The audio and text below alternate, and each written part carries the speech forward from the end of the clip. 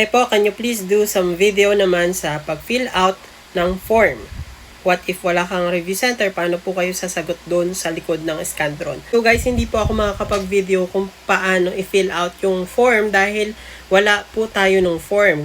Confidential po kasi yon at hindi po naglalabas si PRC nun. Magbibigay na lang po ako ng tips sa pag-fill out ng form. First is kailangan nyong agahan. Huwag kayong magpapalate dahil marami-rami po yung form na i-fill out nyo po. Second, dapat makinig kayo mabuti sa sasabihin ng proctors po natin.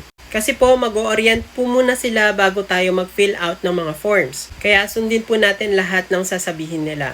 Third is pag hindi kayo sigurado or hindi nyo alam, huwag munang sasagutan. Kasi guys, yung gamit natin sa pag-fill out ng form, kung hindi ako nagkakamali, ballpen po yung gamit doon. So kung nagkamali ka, makalat na siya or madumi na siya. So kailangan magtanong muna bago magsagot. Okay? Mga proctors naman po natin, ang purpose po nila ay tulungan po tayo. So kailangan kung kakausapin natin sila, dapat mapakabait po tayo at huwag tayong mag-attitude po dahil hindi po natin sila kalaban. Sila po ay part po ng ating pagpasa. Pang-apat, huwag magtatanong sa mga katabi nyo guys.